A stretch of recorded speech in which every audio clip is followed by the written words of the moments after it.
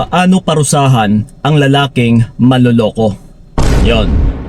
So ito mga utol, ituturo ko sa inyo yung pinaka-best technique na gawain na kailangan talaga ninyong gagawin, which is very important. Okay? Na kailangan nyo talagang gagawin para maparusahan or para makapaghiganti kayo sa mga partner ninyo na lalaki.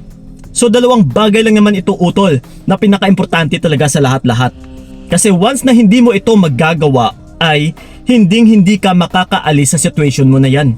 Hindi ka makakaalis sa cycle na iniikutan mo, which is paulit-ulit lang. So ito para may pagbabago na dahil maparusahan yung partner mo na lalaki, sigurado tiyak na siya ay magbabago, na marirealize niya yung halaga mo at saka yung mga pagkakamali niya. So ano ba yung kailangan nating gagawin? Na which is dalawang gawain lang naman. Okay? Na yung una sa lahat is dapat marunong kang umatras. Yes. Kaya mo ba utol? Ha? Na kung niloloko ka and then until now is kayo pa din ng partner mo, na at the same time is meron siyang third party or other woman, ay talagang hindi ka makakaalis sa situation mo na yan. Kahit sabihin man natin na Kuya Kiko, gusto ko sanang umalis kaso lang ayaw niya akong pakawalan, hindi niya ako binibitawan. So paano ako makakaalis sa tao na ito? Paano ako makakaatras? Then, uulitin ko po utol ha, always ko pong sinasabi na nasa sayo yung pinakasusi. May right kang umatras. Ha, hindi ka niya binili utol. Okay? Hawak mo pa rin yung buhay mo. So kung gugustuhin is maraming paraan. Ibig sabihin utol, kahit hindi ka pinapakawalan ng partner mo na may other woman, ay kayang-kaya mo talagang umalis. Makakaatras ka sa taong yan kung gugustuhin mo.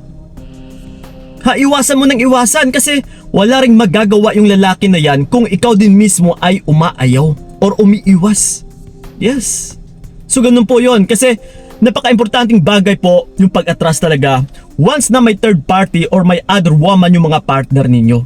Kasi ito talaga yung pinakaunang hakbang na para makapaghiganti ka, na para maparusahan mo yung partner mo na lalaki. Yes, unlike sa iba dyan na sa pag-atras pa lang is hindi talaga makakaya din. Talagang deserve mo rin na lokohin ng paulit-ulit. Kasi wala ka namang ginagawa eh. Lalong-lalo na kapag mararamdaman ng partner mo na lalaki na kahit magloko siya is wala ka namang magagawa.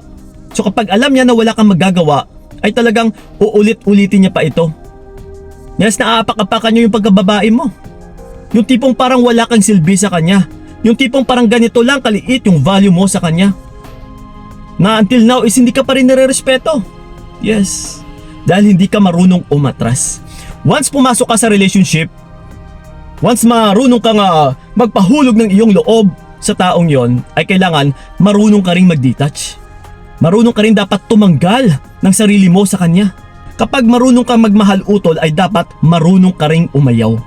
Okay? So yun po yung pinaka-importante talaga sa lahat-lahat, yung pag-atras. Dapat marunong ka niyan. Okay? And then ito, yung pangalawa, yung pinaka-importante sa lahat-lahat is sigurado, babalik at babalik yung partner mo na nagloloko sa'yo. Na pareho nga yan, hindi ka rin pinapakawalan. So ito ngayon, dumistansya ka, umatras ka. So talagang hihingi at saka hihingi po ito ng another chance. So yung pangalawa natin na dapat mong gawin is yung pagtanggap. Okay, dahil dito rin magmamatter yung lahat-lahat na kung paano mo siya tinanggap. Na halimbawa na lang is niloko ka na ng partner mo. Kung ganun mo lang siya kadali or kabilis pinatawad ulit and then tinanggap mo siya ng parang walang kahirap-hirap, ay talagang mauulit at saka mauulit po yan. Dahil tatatak sa isipan ng partner mo na, uy, ganito lang pala kadali bumalik sa babae na ito kahit magloko ako. So sana pala is hindi ko muna siya binalikan. So next time pwede ka palang ulitin to kasi wala naman siya magagawa eh. Biruin mo kung kailan ko gustong bumalik is tinanggap naman ako kaagad ng babae na ito nang walang kahirap-hirap. Yes. So that's why na kung minsan is meron talagang paulit-ulit na niloloko yung isang babae. Dahil po yan sa kung paano mo siya tinanggap dati nung time na siya ay nagloko. Yes. So ganun po yun. Diyan po nagmamatter yung lahat-lahat. Pero kapag pinahirapan mo siya sa pagtanggap sa kanya, na halimbawa bumalik siya sa'yo, and then ikaw mismo is nagmamatigas na yung tipong parang wala na siyang babalikan, ay talagang magsisisi at saka magsisisi yung partner mo. That's why matapang siya na magloko kasi may babalikan siya dahil may reserba na naghihintay sa kanya.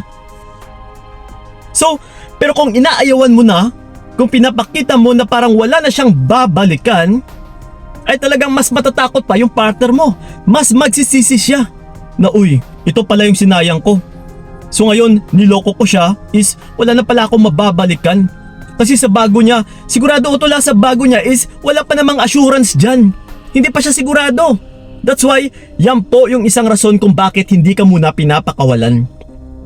So ngayon, kahit sabihin man natin sigurado na siya, pero darating at saka darating pa rin yung punto o yung panahon na sila ay magkasawaan. Sumawa nga siya o nagsawa nga siya sa'yo So hintayin mo po yung oras na yun kasi sigurado babalik at saka babalik yan sa'yo. Magugulat ka, kakatok yan sa pintuan mo or tatawag yan sa'yo balang araw. So again, nasa sayo na ngayon yung bola once na siya ay bumalik. Kung tatanggapin mo pa ba o hindi. Alalahanin mo utol niloko ka na nun. Niloko ka na ng taong gustong bumalik sa'yo. Kung ano yung naranasan mo sa kanya dati, once na tinanggap mo yung tao na ito is yan at yan pa rin yung mararanasan mo ulit. Dahil siya pa rin yan wala naman tayong ibang tao na pinag-uusapan dito kundi siya pa din yan. Ibig sabihin is walang magbabago sa future mo once na tinanggap mo yung taong nagloko na sa'yo ng paulit-ulit. So ngayon, magbabago lang po yung future mo once na umatras ka sa taong yan. Kapag umalis ka na sa taong yan. Kapag hindi mo na tinanggap yung taong yan. Tiyak utol, magbabago at saka liligaya yung future mo. Okay? So yun lang po yung tanging paraan natin, yung pinaka best technique na dalawang gawain lang naman. Kailangan talaga utol ay marunong kang umatras. And then yung pangalawa natin is kung paano mo siya tanggapin. Ipakita mo talaga na wala na siyang babalikan. Dahil kapag pinakita mo na nandiyan ka lang din, naghihintay sa kanya, sa isang pangangamusta niya lang is nagre-response ka naman kaagad, ay tiyak, sigurado utol, mauuto at saka mauuto ka na naman. Dahil pinakita mo nga lang dito na uto-uto ka rin. Kasi sa isang pagbalik niya lang, sa isang pangangamusta niya lang is nandiyan ka naman kaagad na uuto. Okay? So yun po yun. So yun ang po mga utula yung dalawang technique natin na pinakamabisa talaga na dapat ninyong gagawin para maparusahan nyo rin yung mga partner ninyong manloloko. Okay? So yun lang po maraming salamat. And then sa mga gusto pala akong makausap one-on-one, puntahan nyo po yung aking FB page na Payong Kaibigan ni Kiko.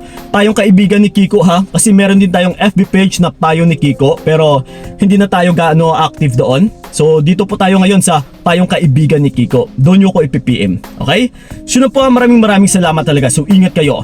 God bless and babush! Ayoko nang maulit pa lahat ng sakit na binigay mo't karamdaman. Ayoko nang yakapin katawan.